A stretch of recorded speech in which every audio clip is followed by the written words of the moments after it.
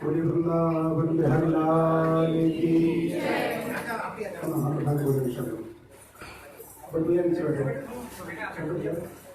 शिवंशी जी नीचे बैठे हैं, बिना भी नीचे बैठे हैं।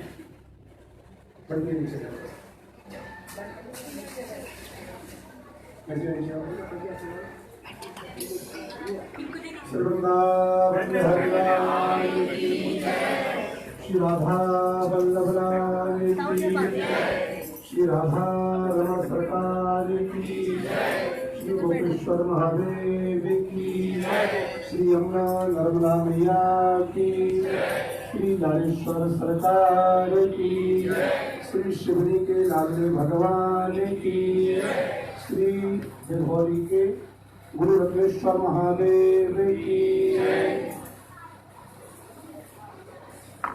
परम मंगलमय परात्परेश्वर अकारण करुणा करुणालय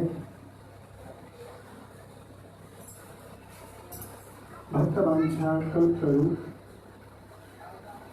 करिंदुति वृंद पीताम्बरधारी मेरे इष्ट मेरे आराध्य भगवान श्री बांके बिहारी सरकार, जिन भगवान श्री बांके बिहारी लाल जी की अनंत कृपा के द्वारा, अनंत आशीर्वाद के द्वारा सिवनी की परम पवित्र पावन धरा पर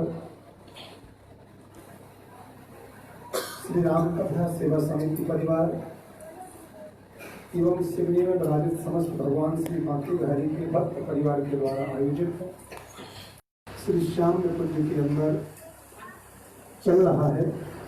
और आज गुरु पूर्णिमा अवसर पर भगवान श्री बांके बिहारी जी के दरबार में भगवान श्री बांके बिहारी जी के भक्त यहाँ पर विराजित हैं। मैं आप सभी माताओं का, बहनों का, भाइयों का, दादाजी लोगों का जोरदार स्वागत करता हूँ। आप सभी का बहुत बहुत वंदन है, आप सभी का बहुत बहुत अभिनंदन है, आप सभी के लिए बहुत बहुत साधुवाद है। अभी गुरु पूजन हुआ, गुरु दीक्षा हुई और मधुर मधुर भजनों का आयोजन भी कुछ हुआ, कुछ अभी होगा। ऐसा कहा जाता है कि गुरु दीक्षा के उपरांत भक्तों के लिए, शिष्यों के लिए, साधक जनों के लिए गुरु उपदेश श्रवण करना चाहिए। शिष्य के लिए गुरु उपदेश अमृत होता है। तो मेरा आप सबसे कदम लाग रहे है, कोई भगवान श्री बांके बिहारी जी का शिष्य है, कोई भगवान शंकर जी का शिष्य है। इंसान तो निमित्त मात्र होते हैं, शिष्य भगवान के होते, इसलिए कहा है कृष्णम वंदे जगत गुरु। वास्तविकता में भगवान श्री कृष्ण ही जगत गुरु है, हम और आपको एक निमित्त मात्र है। तो गुरु ज्ञान उपदेश जो प्राप्त होगा वो भी मेरी वाणी होगी, लेकिन सत्य और आशीर्वाद भगवान जी का ही होगा। तो सब लोग सुखासन पर बैठ जाएंगे और हाथ जोड़ करके बैठ जाएंगे। हो सके तो बिल्कुल एकाग्र होकर के, नेत्र बंद करके या नेत्रों को खोल करके, लेकिन बिल्कुल मन को एकाग्र करेंगे। सब लोग सबसे पहले नेत्र बंद करके अपने अपने गुरु भगवान का ध्यान करेंगे और अपने गुरु भगवान का नेत्र बंद करके दर्शन करेंगे। ठीक है। स्वस्ति श्री गणेशाय नमः, श्री सरस्वती देव्यै नमः, परम दयानिधे श्री सद्गुरु देवाय नमः। बंसी विभूषित करा नवनीरदाभात, पीताम्बर गरुणबिंब फलाधरोष्ठ, पूर्णेन्दु सुंदर मुख गरविंद नेत्र, कृष्णात् परम किमपि तत्त्वमहं न जाने। जिनके सेवा भाव से ऋणी हुए प्रभु राम, ऐसे श्री हनुमान जी को मेरा बारंबार प्रणाम। वसुदेव सुतं देवं कंस चाणूरमर्दनं देवकी परमानंदं कृष्णं वंदे जगद्गुरुं। श्री कृष्णं वंदे जगद्गुरुं। वीतरागः जितक्रोधः उदासीनाय महात्मनः परम श्री सद्गुरुदेवाय श्री मौनी महाराजाय नमो नमः। श्री सद्गुरुदेव स्वामी जी महाराज की, श्री सद्गुरुदेव स्वामी जी महाराज की, श्री सद्गुरुदेव स्वामी जी महाराज की, परम पूज्य शंकराचार्य स्वामी जी भगवान की। 2 मिनट हम सब लोग अपने अपने गुरु भगवान का स्मरण करेंगे और उनके चरणों में अपनी बात पुष्पांजलि अर्पण करेंगे। बड़े भाव से और बड़े प्रेम से सब लोग गाएंगे। आज खुल गए भाग्य हमारे,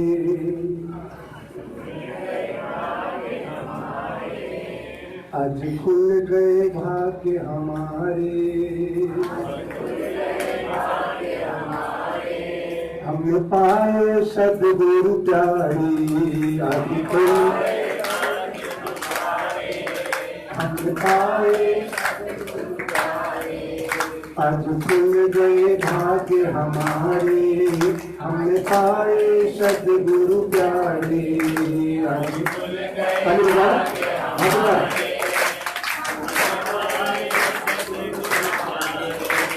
हमने पाए सद्गुरु प्यारे, हमने पाए सद्गुरु प्यारे, हमने पाए सद्गुरु प्यारे,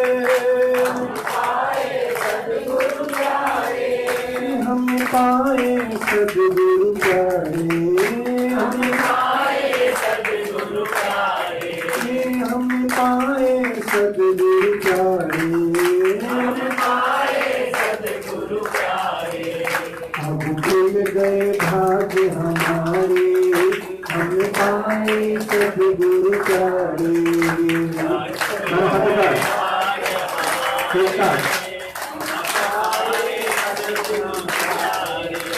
नैया पार न लगे, नैया पार न लगे, नैया पार न लगे, नैया पार न लगे, नैया पार न लगे, नैया पार न लगे, नैया पार न लगे, नैया पार न लगे, नैया पार न लगे गुरुदेव के बिना, नैया पार न लगे गुरुदेव के बिना, नैया पार न लगे गुरुदेव के बिना, नैया पार न लगे गुरुदेव के बिना। आज खुल गए भाग्य हमारे, हम पाए सद्गुरु प्यारे। आज खुल गए भाग्य हमारे, हम पाए सद्गुरु प्यारे। मन में बसा है प्यारा नाम, मन में बसा है प्यारा नाम, मन में बसा है प्यारा नाम, मन में बसा है प्यारा नाम, मन में बसा है प्यारा नाम, मन में बसा है प्यारा नाम। सद्गुरु मुनि बाबा तेरा नाम, सद्गुरु मुनि बाबा तेरा नाम, सद्गुरु मुनि बाबा तेरा नाम, सद्गुरु मुनि बाबा तेरा नाम। नैया पार न लगे, नैया पार न लगे, नैया पार न लगे, नैया पार न लगे, नैया पार न लगे, नैया पार न लगे, नैया पार न लगे, नैया पार न लगे। आज खुल गए भाग्य हमारे, हम पाए सद्गुरु प्यारे। खुल गए भाग्य हमारे, हम पाए सद्गुरु प्यारे। नैया पार न लगे, नैया पार न लगे, नैया पार न लगे, नैया पार न लगे, नैया पार न लगे, नैया पार न लगे, नैया पार न लगे, नैया पार न लगे, नैया पार न लगे गुरुदेव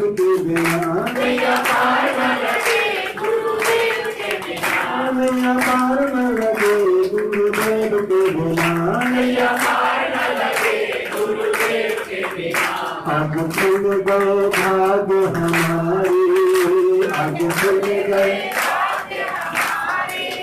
आज खुल गए भाग्य हमारे, हम पाए सद्गुरु प्यारे, हम पाए सद्गुरु प्यारे, तेरे बिना मोई कछु नहीं भावे, गुरु बिना मोई कछु नहीं भावे, गुरु बिना मोई कछु नहीं भावे,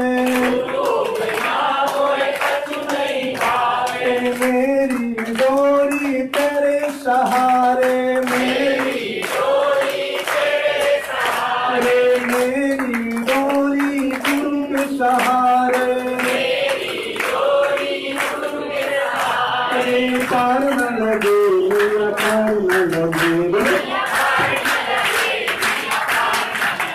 नैया पार न लगे, नैया पार न लगे, नैया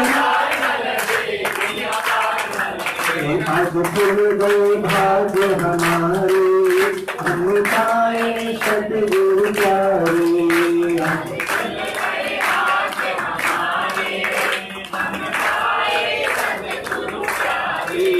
आज खुल गए भाग्य हमारे, हम पाए सद्गुरु प्यारे,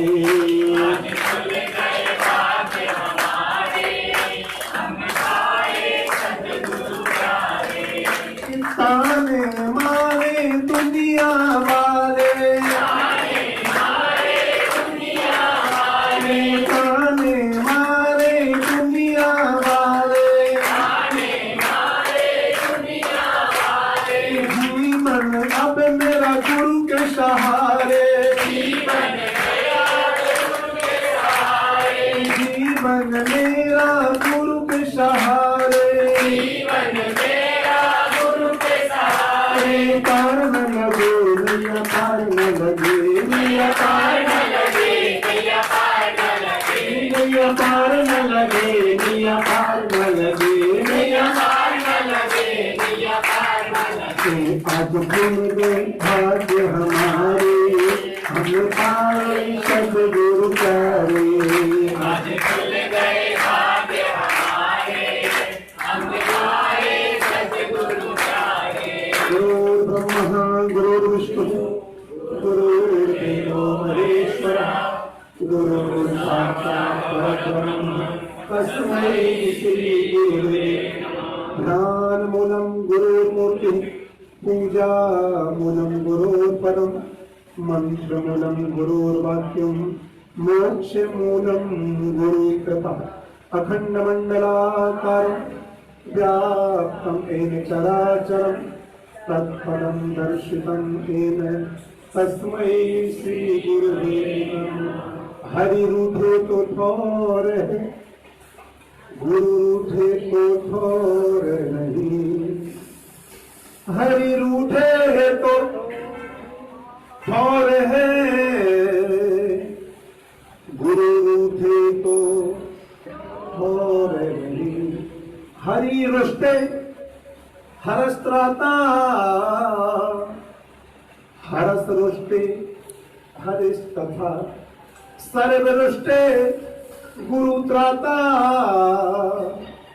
गुरु रुष्टे न कश्चनो, गुरु रुष्टे न कश्चनो। सबसे पहले तो एक बार दीक्षित बाबू जी को ताली बजाइए।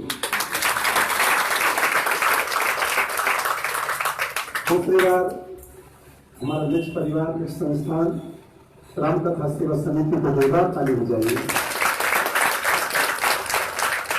तीसरी बार ताली जरूर बजाइए श्याम निकुंज के लिए और श्याम निकुंज परिवार के लिए ताली बजाइए।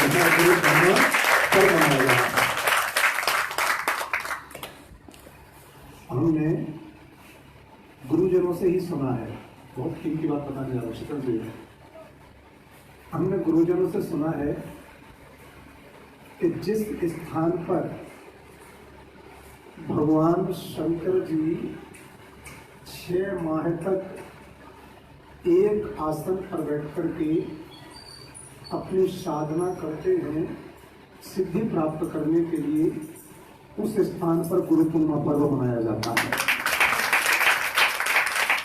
जिस स्थान पर भगवान शंकर जी ने 6 माह तक लगातार अनवरत अखंड तपस्या करी हो, उस स्थान को भगवान श्री बांके बिहारी गुरु गद्दी बनाते हैं, गुरु स्थान बनाते हैं। आप सबको विदित है कि पिछले 11 वर्षों से लगातार गुरु पूर्णिमा पर्व मनाया जा रहा है। तो मध्य प्रदेश में छतरपुर को सबसे पहले चुना था बांके बिहारी जी ने, उसके बाद में ग्वालियर और उसके बाद में आपके बैतूल क्षेत्र में। लेकिन पिछले लगातार 6 वर्षों से गुरु पूर्णिमा पर्व मध्य प्रदेश की राजधानी भोपाल में चल रहा है। आप सबको पता है, यहाँ से बहुत लोग जाते भी हैं और जो लोग नहीं जा पाते वो लाइव टेलीकास्ट में दर्शन करते थे पर्व का।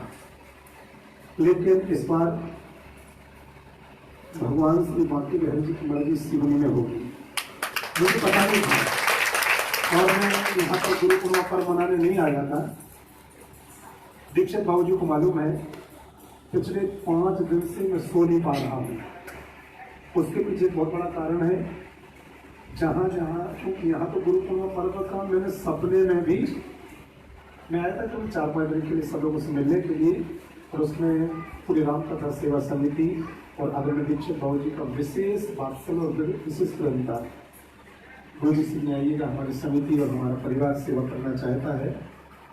तो मैं खंडवा से आ गया था और आकर के इस परिवार का प्रेम, रामकथा सेवा समिति का प्रेम और आदेश, क्योंकि मैं तो रामकथा सेवा समिति का सुपुत्र हूँ ना, तो यहाँ रामकथा सेवा समिति में जितने भी परिवार में सब मेरे माता पिता है और कोई मेरा बड़ा भाई है, कोई मेरी बहन है। तो सबकी आज्ञा मुझे हुई कि गुरु पूर्णिमा पर्व सिवनी में ही मनाना है। तो फिर हर शहर का गुरु पूर्णिमा पर्व स्थगित किया गया और कुछ लोग तो कल रात्रि तक 12 बजे तक गुरु जी यदि आपके द्वारा एक आदेश मिल जाए तो लेने आ जाए तैयारी करने। लेकिन रात्रि के 12 बजे जब गाड़ी में से सोनाली मोहल्ला से आ रहे तब उनको लास्ट मना किया कि अब मेरे लिए परेशान ना करें, अब मैं नहीं आता, अब मैं आनी पाऊँ, जो कहा वही बैठे आगे ना है। साथियों, मनुष्य सिर्फ निमित्त गुरु है और वास्तविकता में गुरु सत्ता भगवान श्री कृष्ण है, जो भगवान श्री शंकर है। मानस में कहा है गुरु शंकर रूपेण, भगवान शंकर गुरु सत्ता पर विद्यमान है और भगवान श्री कृष्ण जगत गुरु सत्ता पर विद्यमान है। लेकिन हम लोग किसी संत को, किसी महापुरुष को, किसी धर्म प्रचारक को, किसी भगवान के भजन करने वाले भक्त को अपना रूप धारण कर लेते हैं और वही गुरु भजन के माध्यम से, कथाओं के माध्यम से, सत्संग के माध्यम से, भगवान से प्रीति कराने के माध्यम से हमें और आप सबके लिए भगवान के दरबार तक ले जाता है। इसलिए संसार के मनुष्य हम गुरु बना लेते हैं, क्योंकि जब तक हम गुरु दरबार को स्वीकार नहीं करेंगे, गुरु सत्ता को स्वीकार नहीं करेंगे और गुरु दीक्षा को स्वीकार नहीं करेंगे, तब तक मैं ऐसा समझता हूँ कि हम लोग मनमुखी, क्या है, मनमुखी। हमें मनमुखी नहीं रहना है, हमें मनमुखी नहीं बनना है। यदि बनने का प्रयास करो तो सिर्फ और सिर्फ गुरुमुखी। क्या बनना है? गुरुमुखी बनना है। गुरुमुखी किसे कहते हैं? जिसने अपने जीवन में गुरु धारण किए हैं, जिन्होंने अपने जीवन में गुरु दीक्षा ली है, उनको गुरुमुखी कहा जाता है। और जो गुरुमुखी हो जाते हैं उन्हीं को वैदिक प्रकृति के अनुसार पूजन पाठ करने का अधिकार होता है, दान पुण्य करके उस दान पुण्य करने का लाभ प्राप्त होता है। जब तक इंसान ने अपने जीवन में गुरु दीक्षा नहीं ली, वो दान पुण्य भी कर लेता है, लेकिन वो भी भगवान के दरबार तक नहीं पहुंच पाता है। पुण्य भी कर लेता है, वो भी भगवान के दरबार तक नहीं पहुंच पाता है, क्योंकि हम उस समय मनमुखी है। हमारा मन उस समय संसार में ही भटक रहा है। और जैसे हम गुरुमुखी हो जाते हैं, तो गुरु भगवान हमारा नाम और हमारा गोत्र भगवान के चरणों से जोड़ देते हैं। उस दिन से हम भगवान को स्वतः ही पकड़ लेते हैं और उस दिन से हम कोई भी दान धर्म पुण्य पूजन पाठ करते हैं तो तत्काल भगवान के चरणों तक हमारा दान पुण्य पहुंच जाता है। प्रेम से बोलो राधे राधे। आज गुरु दीक्षा का कार्यक्रम हुआ। मैं 3 बातों पर बोलूंगा। गुरु दीक्षा क्या है? बहुत सारे लोगों के मन में प्रश्न होता है, ऐसे समझिए तो गुरु दीक्षा क्या है, लोग गुरु दीक्षा क्यों लेते हैं। दूसरा मैं बोलूंगा गुरु क्या है, और तीसरा मैं बोलूंगा गुरु मंत्र क्या है। गुरु जी से क्या होता है, गुरु मंत्र से क्या होता है और गुरु दीक्षा से क्या होता है। पहले किस पर बोलूं? पहले बोलता हूं गुरु दीक्षा। ये उपनिषद में लिखा हुआ है गुरु दीक्षा के विषय में। दीयते विमलम ज्ञानम क्षीयते पापराशयः सा दीक्षा बुधै प्रोक्ता सर्व कल्याणकारिणी। दीयते विमलम ज्ञानम, जो साधक, जो भाई, जो बहन गुरु दीक्षा लेता है तो जैसे गुरु भगवान के मुखारविंद से अपने कानों के माध्यम से जब वो गुरु दीक्षा वाला गुरु मंत्र हमारे हृदय पटल पर जाता है, अंदर प्रवेश करता है, तो उसी समय शिष्य के लिए विमल ज्ञान की प्राप्ति होना प्रारंभ हो जाती है। दीयते विमलम ज्ञानम। चौधरी बाबू मंत्र क्या कह रहा है? दीयते विमलम ज्ञानम। जैसे ही हमारा गुरु दीक्षा का संकल्प हुआ और गुरु भगवान के द्वारा अपने कानों के माध्यम से गुरु मंत्र अंदर प्रवेश हुआ, उसी वक्त इंसान को विमल ज्ञान की प्राप्ति होना प्रारंभ हो जाती है। विमल ज्ञान किसे कहते हैं? श्री कृष्णम प्राप्ति सा विमलम ज्ञानम। भगवान को प्राप्त करने की मन में उत्कंठा जागृत हो जाती है, भगवान को जानने की उत्कंठा प्रारंभ हो जाती है, भगवान को पहचानने की मन में लालसा उत्कंठित हो जाती है। उसी को कहा जाता है विमल ज्ञान। दीयते विमलम ज्ञानम। जब तक आप गुरु दीक्षा प्राप्त नहीं करोगे तब तक ये उत्कंठा शरीर में, मन में, जीवन में नहीं आ सकती है। तो भगवान को जानने की लालसा किस किस के मन में? हाथ उठा के बताओ। प्रणाम करता हूँ। तो जिसके मन में भगवान को जानने की उत्कंठा है, जो भगवान को प्राप्त करना चाहते हैं, उनके लिए विमल ज्ञान प्राप्त करना होगा। साधारण ज्ञान से हम संसार में रहना सीख सकते हैं, साधारण ज्ञान से हम धन दौलत कमाना सीख सकते हैं, लेकिन जब तक विमल ज्ञान नहीं होगा तब तक भगवान को जानना और भगवान को प्राप्त करना नहीं सीख सकते हैं। तो विमलम ज्ञानम, दीयते विमलम ज्ञानम। जैसे गुरु दीक्षा के अवसर पर गुरु भगवान के द्वारा कानों के माध्यम से हमारे अंदर जो मंत्र जाता है वो कौन सा ज्ञान प्राप्त कराता है? विमल ज्ञान। जोर से बोलो ना, विमल ज्ञान। और वो विमल ज्ञान कौन सा है? भगवान को जनाने वाला, भगवान को प्राप्त कराने वाला और भगवान का परिचय कराने वाला ज्ञान। तो गुरु मंत्र, गुरु दीक्षा विमल ज्ञान है। ये विमल ज्ञान जब अंदर जाता तो क्या होता है? बोलो दीयते विमलम ज्ञानम। भगवान को जानने की उत्कंठा होती है। दूसरा, क्षीयते पापराशयः। हमारे अंदर जो बहुत पहले से, जन्म से नहीं, जन्म जन्मांतरों से काम, क्रोध, लोभ, मोह, माया, मत्सर, कपट, पाखंड, ईर्षा, द्वेष, छल, छिद्र, ये जो गंदगी भरी थी, ये जो गंदे दाग लगे थे, जैसे गुरु मंत्र दीक्षा के समय अपने हृदय पटल पर प्रवेश करता है तो गुरु मंत्र के प्रभाव से, गुरु मंत्र के हृदय में जाने मात्र से हमारे अंदर के काम, क्रोध, लोभ, मोह, माया, मत्सर ये धीरे धीरे समाप्त होने को तैयार हो जाते हैं, शरीर से भागने को तैयार हो जाते हैं। जब काम, क्रोध, लोभ, मोह ये सब भाग जाते हैं तो मन हो जाता है बिल्कुल निर्मल। और गोस्वामी जी ने कहा है कि जब निर्मल मन हो जाता है तो वो किसका अधिकारी हो जाता है?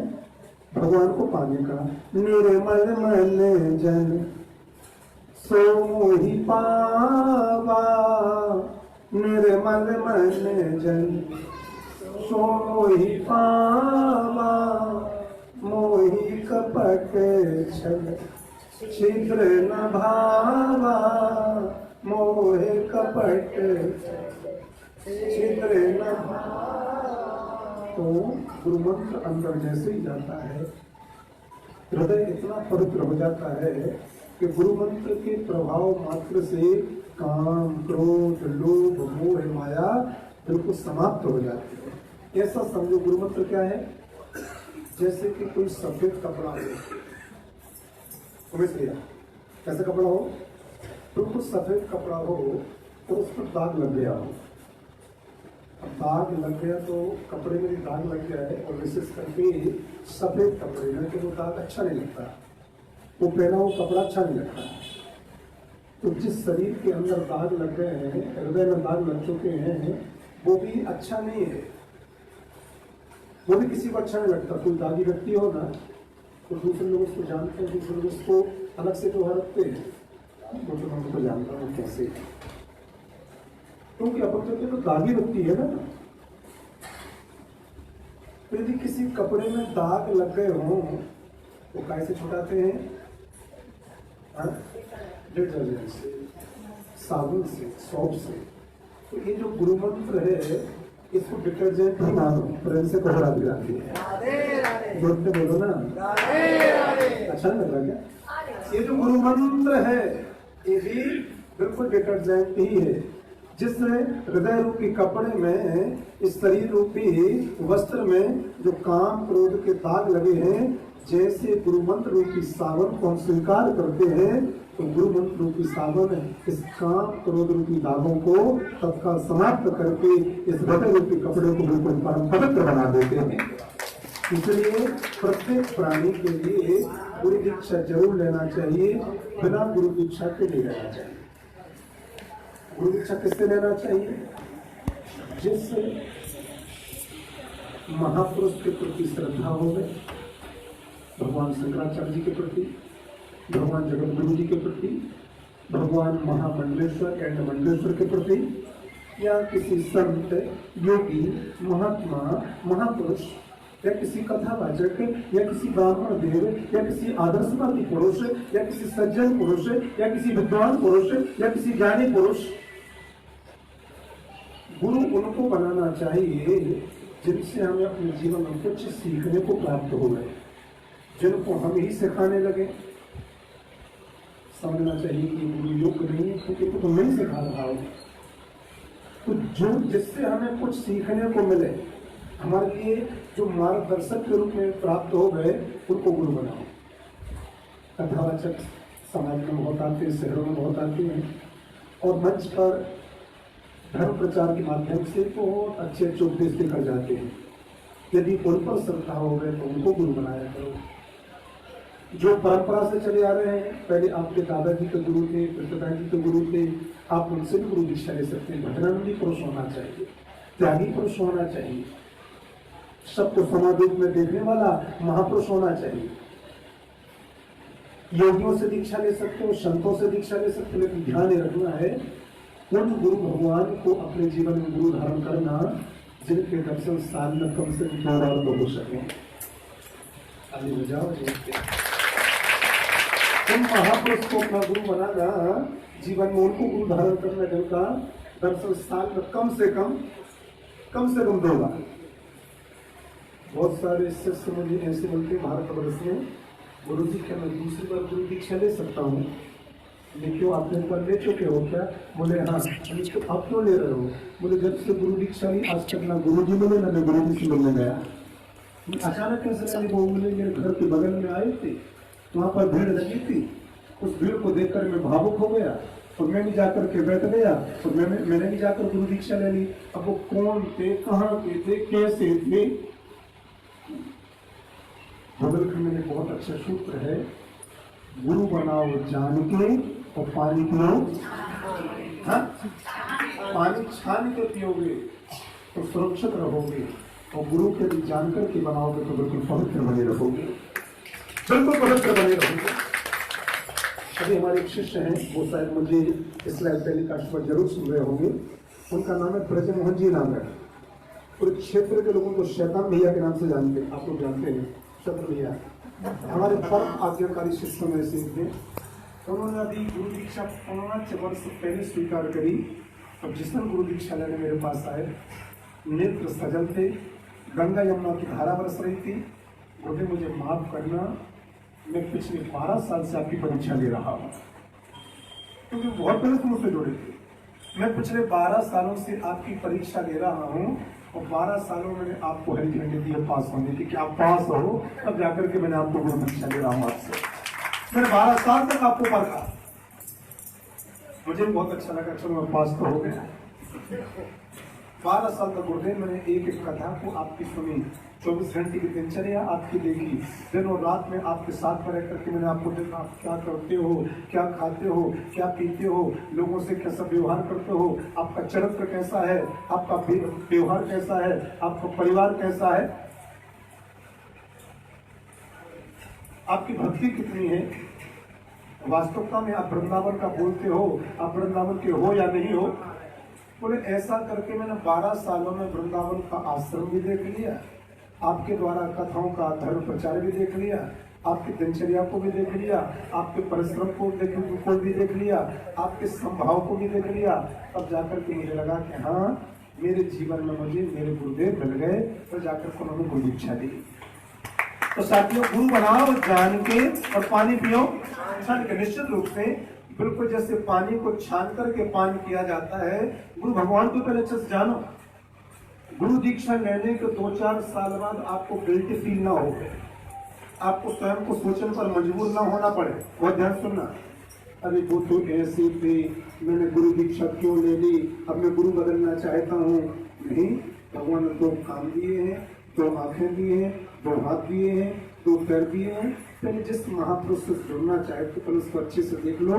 इतना जरूर देखना कि वो भगवान से प्रेम कितना करता है, क्योंकि जो भगवान से प्रेम करता होगा वो इतना भगवान से प्रेम करना सिखा पाएगा।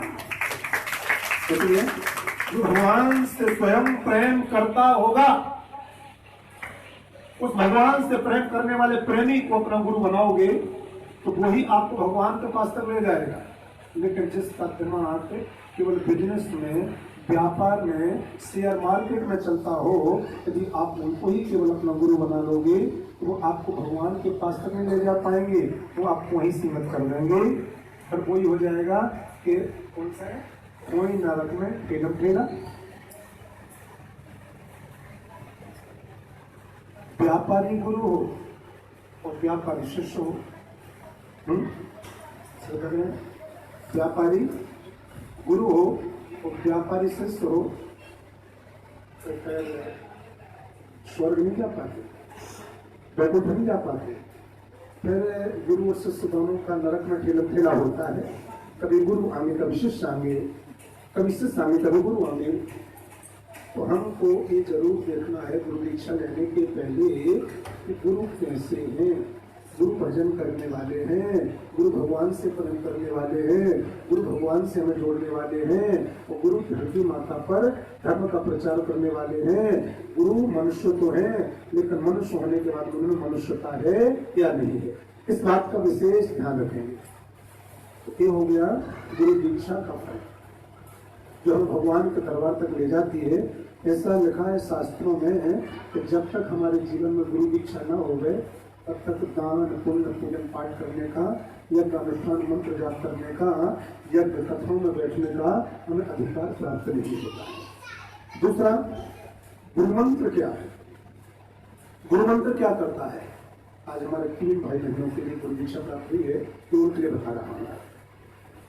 जिन भक्तों ने गुरु भगवान के द्वारा गुरु दीक्षा ली है उनके लिए बहुत विशेष सूत्र, जो मेरे शिष्य हैं तो मैं उनको नहीं बोल रहा हूँ, जो सब महापुरुषों के शिष्य हैं, मैं उन सबके लिए बताना चाहता हूँ कि गुरु मंत्र जिस दिन से आपके गुरु भगवान ने आपको गुरु मंत्र दिया है, आपको उसी दिन से जीवन की आखिरी श्वास तक गुरु मंत्र का जाप करना कभी बंद नहीं करना है।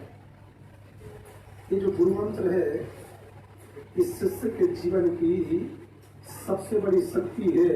या यूं कह दिया जाए कि जैसे ब्रह्मास्त्र होता है जिसका कोई काट नहीं होता है, शिष्य यदि गुरु मंत्र का जाप करता है तो उसका एक दुनिया का सबसे बड़ा ब्रह्मास्त्र हो जाता है उसके लिए। उसको और कुछ करने की आवश्यकता नहीं है। उसके लिए सबसे बड़ी सिद्धि और सबसे बड़ी ताकत उसका गुरु मंत्र होता है।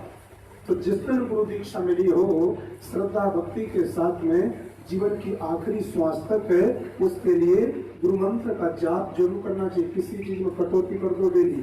तो कुछ लोग मुझे मिलते हैं, माँ तो बताओ क्या बोलते हैं, गुरु जी आज मैंने सुबह की प्रार्थना नहीं करी। मैंने कहा क्यों नहीं करी? बोले आज मैं सुबह लेट उठा था सोकर।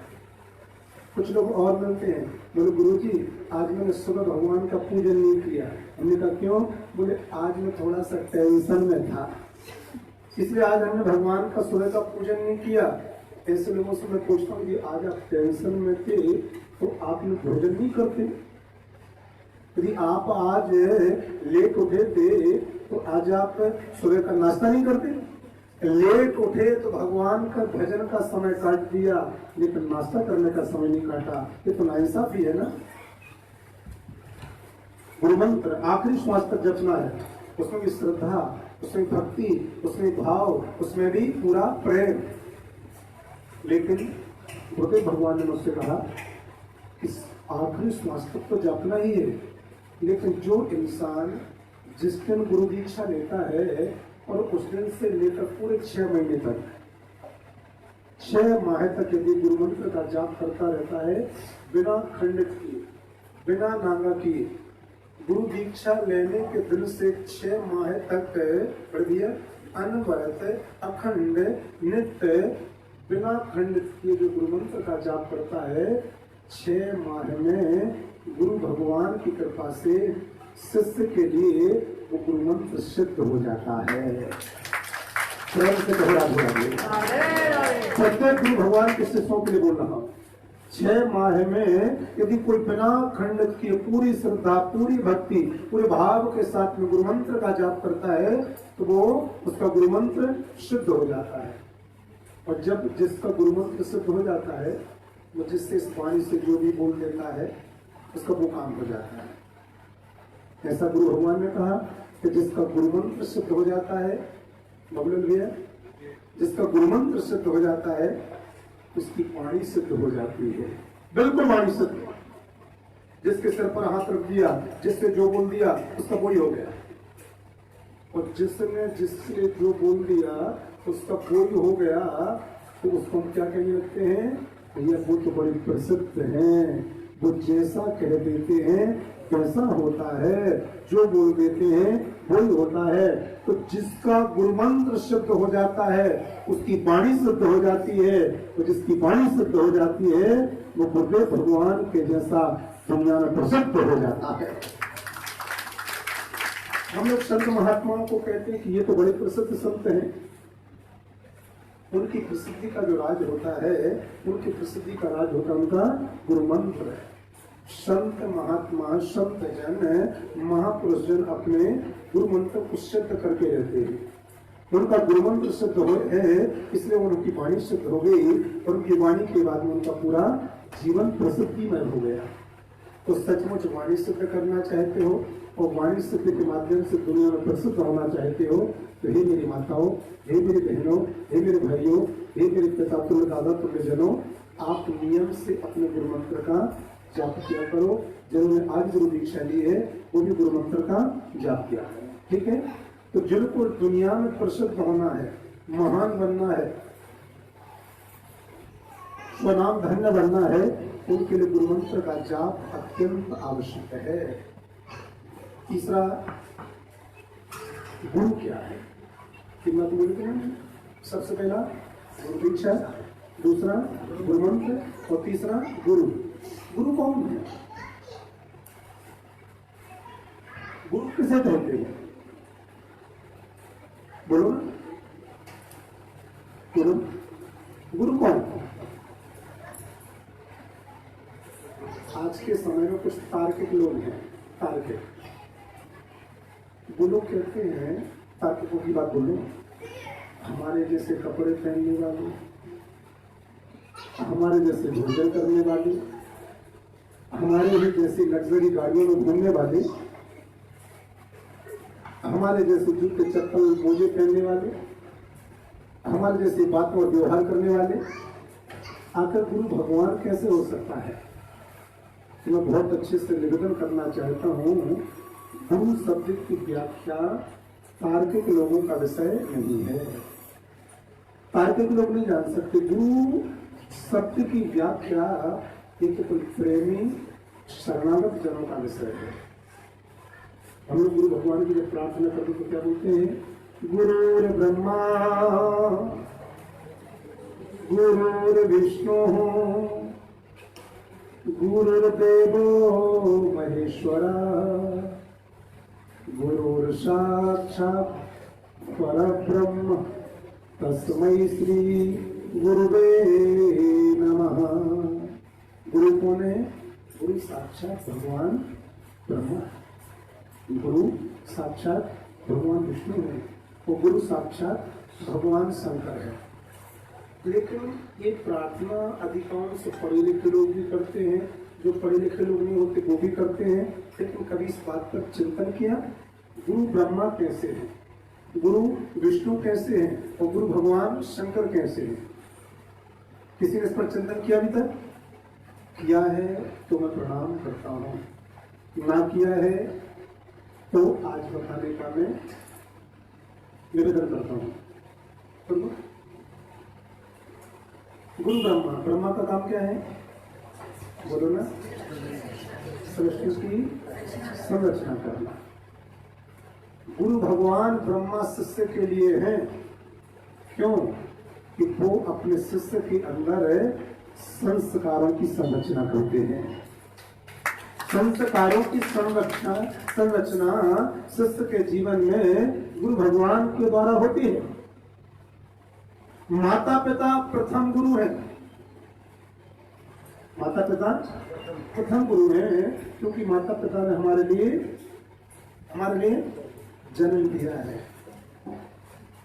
गुरु जी, माता पिता हमारे जीवन के लिए प्रथम गुरु हैं, क्योंकि माता पिता ने हमें जन्म दिया है। लेकिन संत सदगुरु महात्मा एक प्रथम गुरु नहीं है, एक परम गुरु है, क्योंकि उन्होंने जन्म दिया है। माता पिता ने सिर्फ जन्म दिया है इसलिए वो प्रथम गुरु कहलाते हैं, लेकिन संत महात्माओं ने हमें पूरा जीवन दिया है इसलिए वो परम गुरु कहलाते हैं। माता पिता ने हमें उंगली पकड़ करके चलना सिखाया है, इसलिए माता पिता प्रथम गुरु हैं। लेकिन संत महात्माओं ने हमें सिर्फ चलना ही सिखाया है। संत महात्माओं के सानिध्य में जो आ गया, संत महात्माओं से जो जुड़ गया, संत महात्माओं ने दुनिया में जीना सिखाया है, इसलिए उनको परम गुरु कहा गया।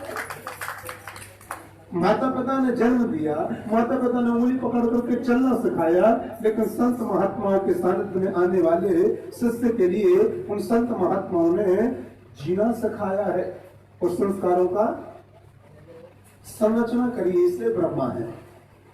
गुरु और विष्णु, विष्णु जी का काम क्या है?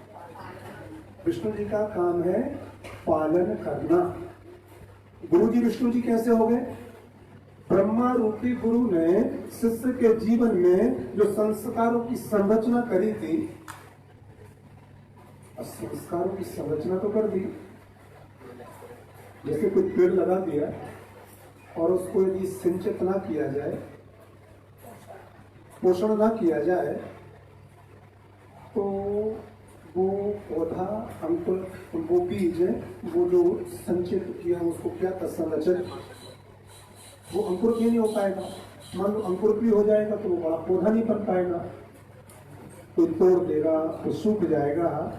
तो गुरु भगवान के सानिध्य में आने के बाद में, गुरु भगवान के चरण में रहने के बाद में, गुरु भगवान को सुनने के बाद में, गुरु भगवान को अपना मानने के बाद में, गुरु भगवान से नित्य निरंतर 24 घंटे जुड़े रहने के बाद में जो संस्कार हमें ब्रह्मा जी ने हमारे जीवन में संरचित किए थे, गुरु भगवान उन संस्कारों को कभी अपने शरीर से बाहर नहीं जाने देते हैं, कभी हटने नहीं देते। इसलिए ब्रह्मा है, वो विष्णु है पालन करते हैं उन संस्कारों को हमेशा के लिए आपसे दूर नहीं जाने देंगे।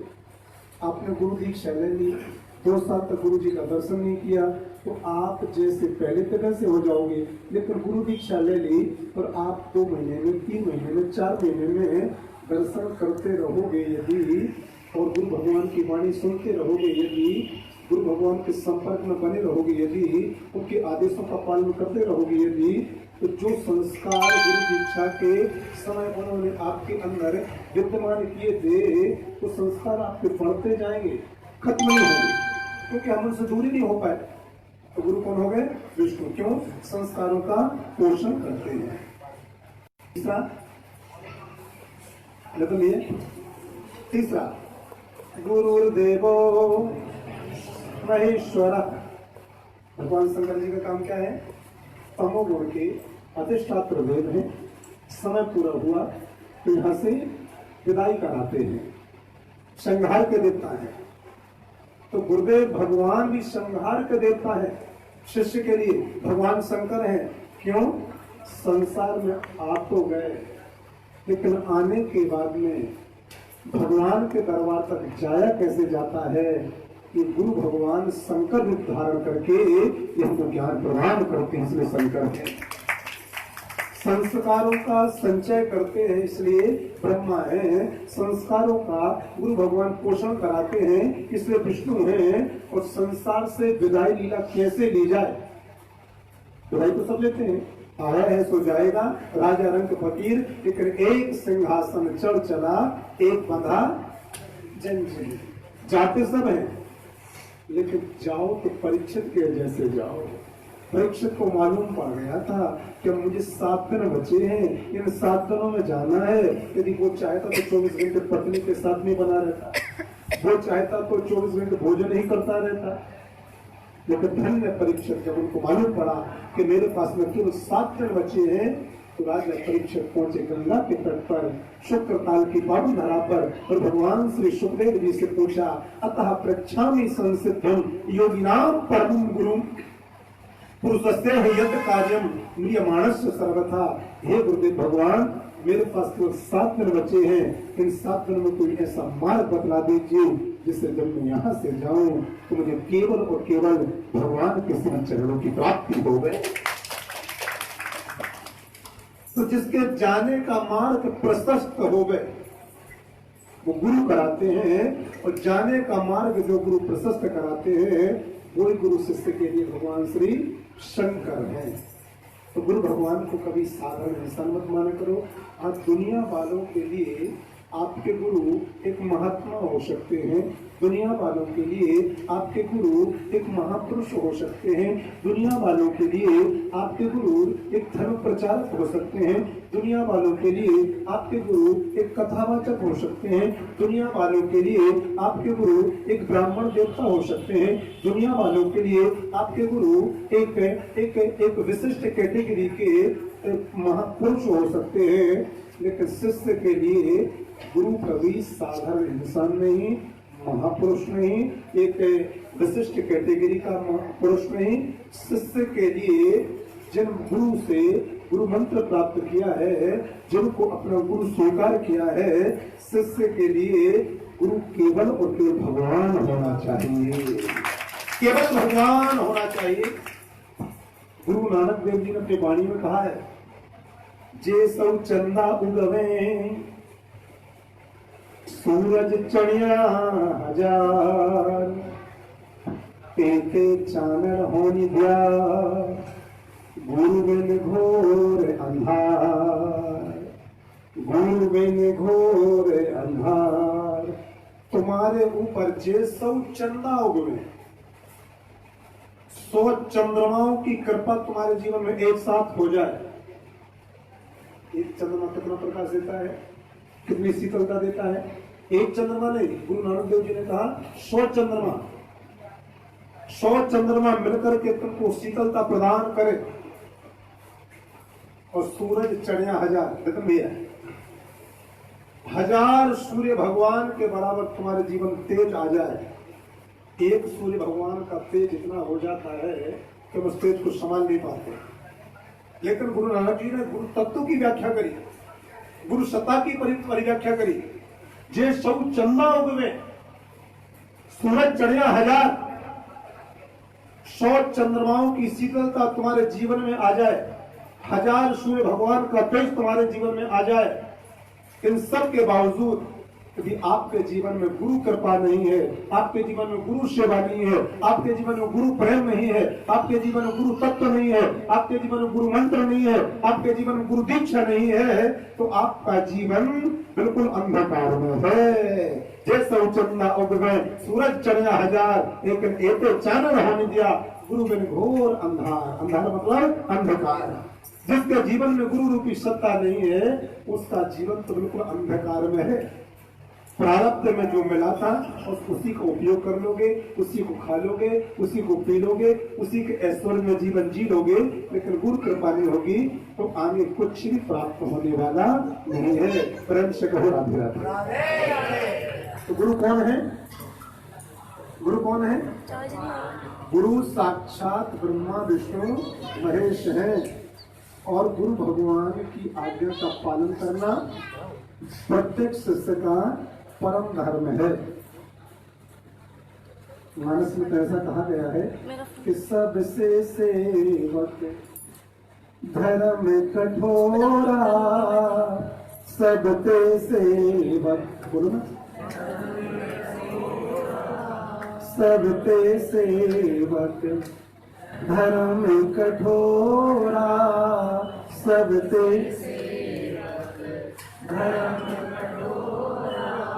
धर्म कठोरा सेवक, धर्म कठोरा, धर्म कठोरा सेवक, धर्म कठोरा सेवक, धर्म कठोरा, धर्म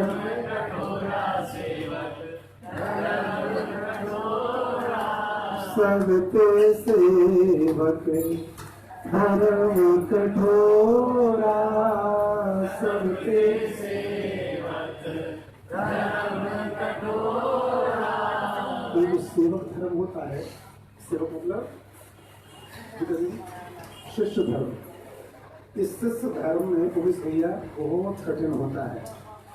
कोई इसका पालन कर लेते हैं, लेकिन बहुत लोग इस धर्म का पालन नहीं कर पाते हैं। शिष्य धर्म के लक्षण क्या है? गुरु भगवान बैठे हैं, तो जब तक गुरु जी के नेत्र ना खुले हों, हाथ जोड़ करके खड़े रहना सच्चे शिष्य का लक्षण है। जब शिष्य बनना ही तो नकली क्यों बनना, सच्चे बनो ना, या तो बनो ना, बनो तो सही।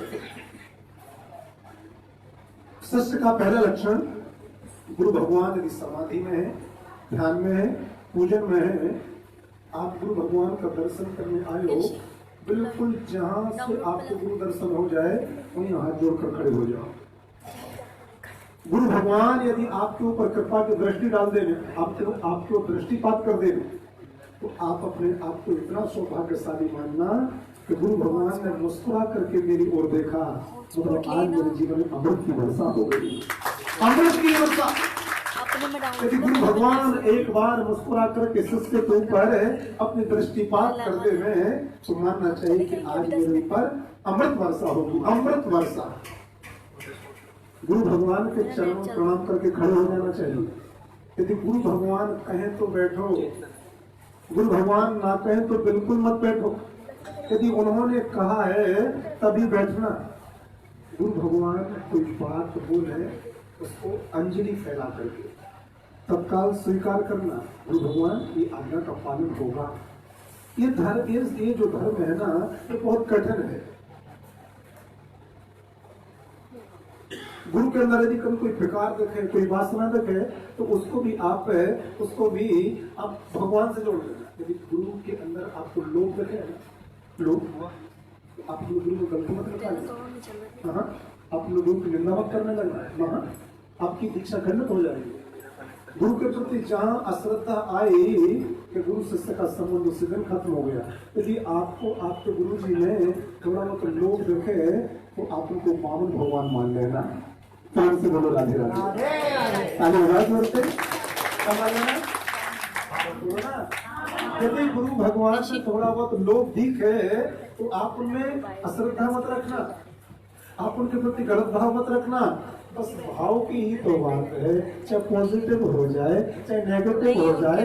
यदि गुरु को लोभ दिखे तो बामन भगवान मान लेना, अरे मेरे गुरु जी तो मेरे लिए बामन भगवान है, क्योंकि छोटे से बन के आए थे राजा बलि ने जैसे 3 पग भूमि दान करने का संकल्प लिया, बामन भगवान को लोभ बढ़ गया और वो बड़े बन गए और लोग बस पूरा नाप दिया।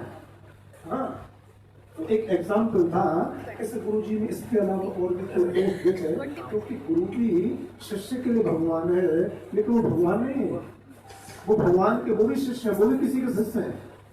तो जिसने धरती पर माँ के पेट से जन्म लिया है उसमें विकार वासनाएं तो होती हैं, अंतर इतना होता है किसी में कम होती तो किसी में ज्यादा होती है। कोई साधनाओं के द्वारा कंट्रोल कर लेता है तो कोई साधनाओं नहीं करता तो कंट्रोल नहीं कर पाता है। हमारे पूज्य गुरुदेव परम पूज्य प्रातः स्मरणीय श्री श्रीनाथ शास्त्री जी महाराज, जिनको भारत के कथावाचकों में भीष्म पितामह की उपाधि प्राप्त हुई थी, उनके पूज्य लाल सुपुत्र हैं, जिनको मैं अपना बिल्कुल गुरुदेव पुण्य स्वीकार करता हूँ। परम पूज्य प्रातः स्मरणीय डॉक्टर श्री मनोज मोहन जी शास्त्री जी महाराज। मैं वो गुरुदेव हमेशा कहा करते थे कि 7 पात जे खाते हैं, बहुत बड़ी बात, 7 पात जंगल के पत्ते, जंगल का घास, 7 पात जे खाते हैं ताही सतावत काम। जो घास पत्ते खाते हैं उनको भी काम वासना सताती है। 7 पात जे खाते हैं आई सतावत काम। हलवा पूरी जो खाते हैं उनकी जाने राम। जब 7 पात खाने वालों के लिए ये काम बेकार वासनाएं नहीं छोड़ती हैं तो हलवा पूरी खाने वालों को क्या हाल होता होगा। लेकिन साधनाओं के द्वारा कोई अपनी बेकार वासनाओं को कम कर लेता है और जो साधना नहीं कर पाते उनकी बेकार वासनाएं बढ़ती जाती हैं। अपने गुरु भगवान से केवल ज्ञान प्राप्त करो, अपने गुरु भगवान से केवल भगवान के दरबार तक जाने वाली शिक्षाओं को प्राप्त करो और अगाध अपार गुरुदेव भगवान पर श्रद्धा रख करके भगवान की प्राप्ति के लिए प्रयासरत रहो। कितनी चीजें हो गई, गुरु दीक्षा, गुरु मंत्र, गुरु एक कंठी पहनाई है शिष्यों के लिए, बहुत ध्यान से सुने। क्या पहनाई है? कंठी। जो लोग दीक्षित हैं, दीक्षा लिए हैं, कंठी धारण किए हैं, उनसे एक मेरा निवेदन है, कंठी कभी मत उतारना। ऐसा कहा जाता है कि जिस दिन शिष्य के गले में से कंठी उतर जाती है गुरु दीक्षा खंडित होना प्रारंभ हो जाती है। ये कंठी क्या है जो मैंने कंठी पहनाई है? बहुत में लौकिक दृष्टांत बोलता हूँ जिसे जल्दी समझ में आ जाएगा। कंठी क्या है? ऐसा कहा जाता है कि दुनिया में 2 प्रकार के कुत्ते होते हैं। प्रेम से बोलो राधे राधे। राधे राधे। जोर से बोलो राधे राधे। कितने प्रकार के कुत्ते होते हैं? 2। एक होता है दशा में, एक होता है पालतू, दूसरा होता है फालतू। अब पालतू और फालतू की पहचान क्या है भैया?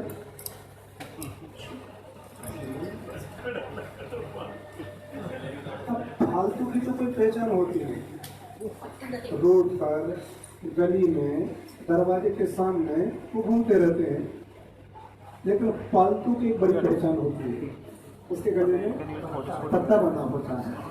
अब फालतू कुत्ता यदि किसी के दरवाजे पर जाएगा तो उसका स्वागत कैसे होगा? डंडे से, पत्थर से और गाड़ियों से चलिए। मेरे घर मिलता है, ये तो रोज आता है। उसको इस प्रकार से अभद्र भाषा बोल करके उसको चुटकार करके भगा दिया जाता है। लेकिन भूलवश, संयोगवश कभी कभार आपके घर में किसी का पालतू कुत्ता आ जाए और आप जैसे उस पालतू कुत्ता को देखोगे उसकी पहचान क्या? उसके गले में पट्टा बंधा होता है। आप जब उस कुत्ते के गले में पट्टा बंधा हुआ देखोगे तो आप उसको गालियां नहीं दोगे, आप उसको दुत्कारोगे नहीं, आप उसको डंडा नहीं मारोगे, आप उसको पत्थर नहीं मारोगे। आप क्या कहोगे, भैया ये जो कुत्ता है ये वो रोज वालों में से नहीं है, ये वो फालतू वालों में से नहीं है, ये तो भूल बस किसी का पला पलाया पालतू कुत्ता आज अपने घर के दरवाजे पर आ गया है। ये रोज वाला थोड़ी है, ये डेली वाला थोड़ी है, ये नित्य वाला थोड़ी है। ये तो ना जाने आज पहली बार आया है और आज के बाद कभी हमारे घर की दरवाजे को देखेगा या नहीं देखेगा। एक काम करो, उसको थोड़ा सा कुछ खिला दो, उसको वो दया आ जाती, क्योंकि पालतू है। उसको दूध पिला दिया, थोड़ा सा ब्रेड खिला दिया या उसको एक रोटी खिला दी, तो ये पालतू कुत्ता जिसके दरवाजे पर जाता है उसका सम्मान होता है, उसका स्वागत होता है, उसको उस घर वाले के द्वारा प्रेम आदर स्नेह और उसको अपनापन मिलता है। लेकिन फालतू जाता तो उसको डंडे पड़ते हैं। उसी प्रकार से दुनिया में दो प्रकार के इंसान होते हैं, जैसे दो प्रकार के कुत्ते होते हैं, एक पालतू और एक फालतू। और फालतू का क्या प्रभाव पड़ता है और उसके ऊपर क्या प्रभाव पड़ता है और फालतू की क्या महिमा है, ये दोनों मैंने बताया। संसार में इंसान भी दो प्रकार के होते हैं, एक फालतू और दूसरा एक फालतू और दूसरा फालतू। अब फालतू कौन है, फालतू कौन है, बुरा मत मानना। सनातन धर्म के अंदर जिसने जन्म लिया है, कभी माथे पर चंदन नहीं लगाया, हिंदू होने के बाद में कभी चोटी धारण नहीं करी, गले में कभी कंठी धारण नहीं करी, गुरु मंत्र का कभी जाप नहीं किया, भगवान का कभी दर्शन नहीं किया, ये लोग इनको महापुरुषों ने फालतू की संज्ञा दी है। ये फालतू है, इनका कहीं सम्मान नहीं होता। ये जहाँ जाते हैं कभी अपमान हो गया, कहीं तिरस्कार हो गया, कभी किसी ने दुत्कार दिया, लेकिन किसी के गले में भी कंठी पड़ी हुई है, गुरुदेव के नाम की, वो कंठी ही पट्टा है, वो कंठी ही पट्टा है। अब जिसके गले में कंठी है और माथे पर चंदन है, यदि वो कहीं बड़े से बड़े ऑफिस में या ऑफिसर के सामने जाएगा, चाहे कलेक्टर हो, आईएएस हो, आईपीएस हो, वहां पर भी जाएगा, लेकिन जब वो कलेक्टर आईएएस आईपीएस है, आपके गले में कंठी देखेगा, आपके माथे पर चंदन देखेगा, आपके माथे पर गुरु मंत्र का तेज देखेगा, तो एक बार कलेक्टर को भी अपनी गद्दी से उठने पर मजबूर सा होना पड़ेगा। ये इसके गले की कंठी बता रही है, इसके माथे का चंदन बता रहा है, इसके माथे का तेज बता रहा है, ये किसी महापुरुष का पला हुआ व्यक्ति है, ये किसी महापुरुष से दीक्षित व्यक्ति है। उसका प्रभाव इतना हो जाता है कि लोग उसको देख करके अपने आप खड़े हो जाते हैं। तो गले में जिसकी कंठी है वो अपने गुरु भगवान का पालतू है, लेकिन दीक्षा लेने के बावजूद भी जिनके गले में तुलसी माता की कंठी नहीं होती है, वैष्णव दीक्षा लेने के बावजूद भी जिसके गले में तुलसी माता की कंठी नहीं होती है, वो तो बिल्कुल फालतू है। इसलिए फालतू नहीं बनना है, फालतू बनना है।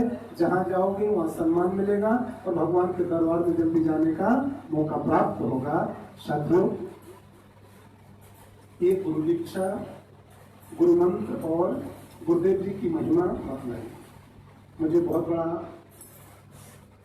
सौभाग्य और प्रसन्नता प्राप्त हुई सिडनी में, और उसमें भी मुझे श्याम नकुंज में भगवान श्री बांकी बिहारी को विराजमान करके अपने भक्तों से मिलने का मौका मिला और आप सबकी मध्य में आकर के गुरु वचनों पर बोलने का सौभाग्य प्राप्त हुआ।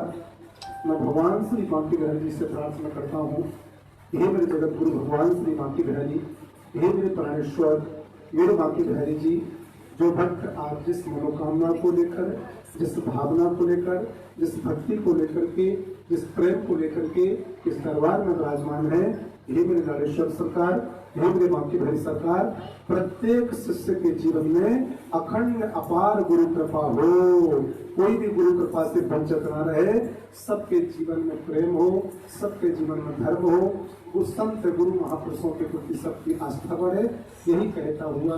और मैं क्या बोलूं, बोलने के लिए तो माइक से मेरा रिश्ता है करीब करीब 19 साल पुराना। तो मैं पानी नहीं पीता हूँ, मैं भोजन नहीं करता, लेकिन कोई माइक पकड़ा दे हुए, और पिछले 2.5 महीने से माइक देखा भी नहीं था। और मैं वो माइक वाला हूँ कि 7 दिन तक एक मंच पर माइक, अगले दिन में अगला प्रदेश हो जाता है, अगला शहर हो जाता है, अगला कस्बा हो जाता है, वहाँ माइक। तो माइक से मेरा गुरु कृपा से बहुत गहरा संबंध है। 32 वर्ष की उम्र में आप सबकी आशीर्वाद से, भगवान श्री बांके बिहारी जी कृपा से और पूज्य गुरु भगवान की कृपा से 412 कथा बोलने का ये भारत रिकॉर्ड है। 412 कथा इस उम्र में। 413वीं कथा अगले ही दिन से थी। 17 तारीख को कथा पूरी हुई थी भोपाल की। 18 तारीख से लेकर के 413वीं कथा थी धोनी वाले दादाजी के दरबार खंडवा में, वो 25 तारीख में पूरी हो रही थी। 414वीं कथा अगले ही दिन से थी करेली में, वो कथा 1 तारीख में पूरी हो रही थी। 415वीं कथा अगले दिन से 2 तारीख से कथा थी भोपाल में, वो कथा 8 तारीख में पूरी हो रही थी। 416वीं कथा अगले दिन से भोपाल में 9 तारीख से लेकर 17 तारीख तक श्री राम कथा थी। 417वीं कथा अगले दिन से 18 तारीख से फिर भोपाल में श्रीमद देवी पुराण के माध्यम से प्रारंभ हो रही थी। ऐसी लगातार कथाएं आप सबको दे देते हैं। ख्यात हूँ मैं तो वृंदावन के कथावाचक ये कहने लगे मुझसे, इस शैलेंद्र कृष्ण ने कौन सी सिद्धि प्राप्त कर ली है। हम लोग सब घर में बैठे रहते, ये लगातार कथा बोलता है। कोई भी कथावाचक कथा बोलने जाता है, एक कथा बोलने के बाद अपने घर चला जाता है, अपने आश्रम चला जाता है, 2-4 दिन के बाद फिर वो अगले शहर में जाता है कथा बोलने के लिए।